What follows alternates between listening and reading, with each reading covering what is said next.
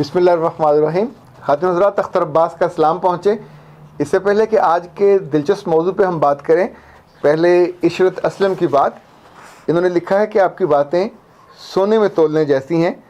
गुनाह में हिस्सा बनने से इनकार करने वाली डॉक्टर नौशीन काबिल फ़ख्र हैं, उन्हें मेरा सलाम दीजिए। डॉक्टर साहबा को सलाम पहुँचे। और मैं 17 बरस की थी जब एक दिन फजर के बाद मेरी वालदा ने मुझे बुलाया। उनकी आंखें सुर्ख थीं। उन्होंने मुझे बताया कि वो उम्मीद से हैं। तब उनकी उम्र 34 साल थी और हम 5 बहन भाई थे। मैंने उन्हें फ़ौरन गले से लगा लिया, मुझे यही करना चाहिए था। और अब्दुल्ला अली ने लिखा है कि अजीब माजरा है, कोई तो औलाद के लिए तरसता है और कोई औलाद को बेवजह मारना चाहता है। और ये शहनीला खालिद हैं। सर, एग्ज़ाम सर पे है, मैं क्या करूं? आपका और आपकी वीडियोस का ऐसी एडिक्शन हुई है कि सुने बिना रहा नहीं जाता। और जानती हूँ मगर मजबूर हूँ, दुआ कीजिएगा। बेटा, आपके लिए बहुत सारी दुआएं। ना सुनेंगे तो ज़्यादा तंग होंगे। वैसे तो हम बहुत सारा वक्त ज़ाया कर लेते हैं, जब सुन लेते हैं तो थोड़ी तसल्ली हो जाती है। जैसे नाश्ता खाना एक खुराक तो होती है ना, तो रूह को भी रोज़ की खुराक चाहिए होती। और ये हिफ्सा पठान हैं। वो कहते हैं कि ब्यूरोक्रेट वाला क्लिप जज्बे से भरा हुआ था और अल्लाह मुझे अपनी बेटियों को ऐसी ही अच्छी तरबियत करने की हिम्मत अता करें। और ये नूर इलाही खान साहब हैं। सर, आपकी हर वीडियो गौर तलब होती है, मगर ब्यूरोक्रेट वाली खातून लाजवाब थीं और इसमें किसी की मजलूमियत, गलती, गुनाह के ज़िक्र से चटपटा नहीं बनाया गया था, बल्कि अच्छा पैगाम दिया गया था। खान साहब, ये मैसेज सुन के और पढ़ के मुझे सच्ची बात है बिल्कुल बुरा लगा, कतन अच्छा नहीं लगा। यानी आपको क्या लगता है कि जब किसी के गुनाह की, किसी की गलती की, किसी की कोताही का जिक्र होता है तो उससे हम अपनी बात को चटपटा करते हैं? जो बेचारे आते हैं अपनी गलती का एहसास करने और उससे वापस का रास्ता ढूंढने, तो उससे कुछ ज़िंदगी चटपटी नहीं होती। उनकी ज़िंदगी तो पहले भरी होती है दुखों से और परेशानियों से। हम उनको चुनते हैं चिमटी लेके, चटपटा नहीं करते। मतलब दैट्स नॉट फेयर। ये नाइंसाफ़ी आपसे इत्तफाकन हुई तो भी, गलती से हुई तो भी और जानबूझ के हुई तो भी, दोनों सूरतों में कुछ चीज़ों को बिल्कुल ज़ालमाना कमेंट। और ये हैं जी सलमा बतूल। बेटियों से ये ना कहें, बहुत ही ज़रूरी और अहम था। मैं एक शिया फैमिली से हूँ और जो असूलों की सख्त है। मेरे भाई ने भी मेरी बहन से यही कहा था, तो उसने एक लड़का पसंद कर लिया और वो लड़का अहले हदीस था। उसका रिश्ता भी घर आ गया। तो उसके बाद ये हुआ कि बहन का एक तवील अरसे से बाइकाट चल रहा है। उसने बहुत सफ़र किया। खातिन हज़रात, सलमा बतूल ने जो कहा, मैंने इससे पहले भी गुजारिश की थी कि अपने बच्चों को और बेटियों को और बेटों को ज़रूर बताया करें कि इनफैक्ट जो बरादरी है, ये जो आपका फ़िरका है, या जो आपका एक फ़ेथ का पूरा बिलीफ सिस्टम होता है, ये ज़िंदगी में बहुत अहम है। आप इससे हट के, इससे डेविएट करके खुश नहीं रह पाते। यानी एक फ़िक़्ह के लोग दूसरे फ़िक़्ह में जाके आम तौर पे राज़ी नहीं रहते। बेटियां और बच्चे दोनों तंग होते हैं, उनकी औलाद भी तंग होती है। दुनिया ख़त्म थोड़ी हो जाती है। इतने लोग होते हैं अपने फ़िक़्ह में, अपने जैसे लोगों में, अपनी बरादरी में, अपनी ज़ात में अच्छे लोग मिल जाते हैं। वो ढूंढ लिया करें, बजाय इसके के बाद में फिर बंदा टामक टोइयाँ मारता रहे और तंग होता रहे। और ये जी आखिरी है आज का, यानी जो मैंने सेलेक्ट किया उनमें से आखिरी, वरना तो ये सैकड़ों नहीं है, हज़ारों में हैं। अली फरहान ने कहा, thank you so much, I am giving to revoke my decision after this video. ये जो बेटियों वाली थी, अब अल्लाह जाने इन्होंने क्या फ़ैसला किया है वापस करने का। और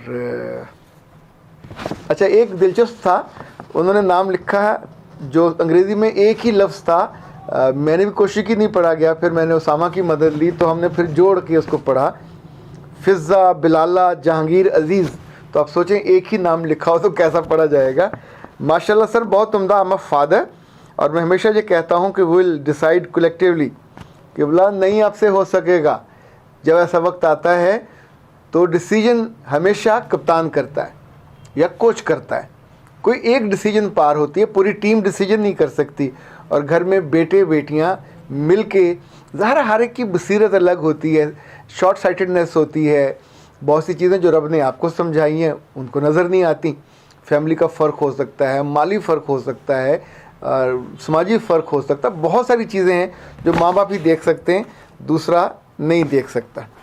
لے جناب، آج کا جو موضوع ہے، آج خاتون تشریف لائیں، انہوں نے نقاب تھا، برقع لیا ہوا تھا، بہت ڈیسنٹ تھی، اور انہوں نے بتایا کہ میں ایک کسان کی بیٹی ہوں، جو میرا میاں ہے وہ فوجی تھا، اور میری جو والدہ تھیں وہ ایک ٹیچر تھیں۔ سو ایک عام سی فیملی، زمین کے ساتھ لگی ہوئی تقریباً فیملی۔ ہم نے بہت مزری تو نہیں برداشت کی، لیکن زندگی بہت آسان بھی نہیں تھی۔ میری 2 بیٹیاں ہیں اور ایک بیٹا، اور میں نے پھر ان کو پڑھایا۔ میری زندگی کا ایک ہی مشن تھا، میں نے ان کو پڑھا کے دونوں کو ڈاکٹر بنا دیا، اور جو میرا بیٹا ہے وہ بھی ڈاکٹر ہے، لیکن وہ ڈاکٹر یہ فزیو تھراپی کا ہے۔ اب جہاں سے ان کی کہانی کا آغاز ہوا وہ میری توقع سے مختلف تھی۔ انہوں نے کہا میری بیٹیاں دونوں بہت خوبصورت نہیں ہیں، قبول صورت ہے، انہیں اب پہننا اوڑھنا بھی آ گیا ہے، لیکن ان کے ڈاکٹر بننے کے بعد میرے لیے زندگی تنگ ہو گئی۔ میرے عزا و کارب جب مجھ سے ملنے آتے ہیں، ایون میری سگی بہن جو ولنگ تھی ان میں سے ایک کو اپنی بہو بنانے کی، اس نے مجھ سے آ کے یہ کہا، میری سگی بہن نے، کہ تیری بیٹیوں کے ناکوں سے ٹھوئیں گرتے ہیں، یہ دیکھتی ہیں تو ان کی آنکھوں میں تکبر ہے، یہ بولتی ہیں تو ان کے لفظ جلتے ہوئے سم ٹائم کانوں میں سیسے کی طرح ڈلتے ہیں، اور یہ غلطی سے نہیں کر رہی، ان کے اندر اتنا تکبر آ گیا ہے اپنے ڈاکٹر بننے کا۔ تو میں نے ان سے یہ کہا کہ کبھی آپ کی اس بات پہ بات ہوئی کہ جن میڈیکل کالجز میں یہ بچیاں پڑھتی ہیں، یا وہ بچے جو سارے اس طرح کی سوچ میں آ جاتے ہیں، کیا زندگی میں یہ پہلی دفعہ ڈاکٹر بنے؟ اس سے پہلے کوئی ڈاکٹر نہیں تھا؟ سالوں سے، برسوں سے، یعنی 1.5 لاکھ ڈاکٹر تو کم سے کم پنجاب میں ہوں گے۔ تو ایسا کوئی انوکھا کام تو نہیں ہے، یہ تو اللہ نے ان پہ کرم کیا، یا ان کی ماں نے یا کسی کے باپ نے بہت ایفرٹ کی ہوتی ہے، اور اس کو یعنی ایفرٹ کر کے، نیرو ڈاؤن کر کے، دعائیں مانگ مانگ کے اس کو ڈاکٹر بنا دیا۔ ڈاکٹر بنانے میں 2 لوگوں کو عام طور پہ ہوتی ہیں، ایک تو جس کا اسٹیٹس بڑھ جاتا ہے، دوسرا مالی طور پہ آسانی اور آسودگی آ جاتی ہے۔ لیکن اگر ان کی زبانوں میں شر آ جائے اور ان کی ذاتوں میں بھی شر آ جائے، اب سوچئے کہ وہ ماں کتنی پریشان ہوگی جو اپنی بیٹیوں سے بات نہیں کر پاتی۔ اور مجھے ڈر ہے کہ وہ بچیاں اپنی ماں کو بھی لیٹ ڈاؤن کرتی ہوں گی، اس لیے کہ جو ہی آپ کے اندر تکبر آتا ہے تو خود سری بھی آ جاتی ہے، اور یہ خود سری اتنا بڑا گناہ ہے، اتنی بڑی خواری ہے کہ انسان اس کا تصور نہیں کر سکتا۔ اللہ کے رسول کی چند احادیث ہیں، میں چاہتا ہوں کہ پہلے ہم وہ شیئر کر لیں۔ یہ سنن ترمذی میں ہے، آپ نے فرمایا کہ قیامت کے دن جو متکبر لوگ ہوں گے، یہ دجال کی صورت اور چیونٹیوں کی صورت میں، یعنی بے بسی اور کم ترین حالت میں یہ اٹھائے جائیں گے، اور ہر جگہ ان پہ ذلت طاری ہوگی۔ پھر فرمایا کہ جہنم سے بولس نامی ایک قید خانہ ہوگا، جہاں ان سب متکبر لوگوں کو لے جایا جائے گا، بلکہ دھکیلا جائے گا، اور سب سے بری اور بڑی آگ ہوگی جو ان پہ مسلط ہوگی۔ اور توبہ استغفر اللہ، ان جہنمیوں کو پیپ اور لہو پلایا جائے گا۔ آپ سوچئے کہ وہ جو زبان کا چسکا، وہ جو اندر ایک تکبر پیدا کرے، اور اس وجہ سے کہ آپ باقیوں سے تھوڑے بہتر ہو گئے، یا آپ نے ایک اچھی ڈگری لے لی جس کا سماجی اور معاشی دونوں فائدے زیادہ ہیں۔ اسی طور پہ فرمایا کہ خیرات مال کو کم نہیں کرتی، یہ صحیح بخاری میں ہے اور صحیح مسلم میں۔ معاف کرنے پر اللہ بندے کو عزت عطا کرتا ہے، اور جو اللہ کے لیے تواضع کرے، ہمبل ہو، اللہ اسے اونچا کرتا ہے۔ اسی طور پہ فرمایا کہ اچھا یہ بنی اسرائیل میں ہے، یہ اللہ نے فرمایا، کہا کہ زمین پر اکڑ کر نہ چلو۔ اچھا جب رب اتنے کلیئرٹی کے ساتھ منع کرتا ہے تو اس کا مطلب بالکل وہ اللہ ان سے محبت کرتا ہے، اور وہ لوگ اللہ سے محبت کرتے ہیں، مومنوں پر نرم اور کافروں پر سخت۔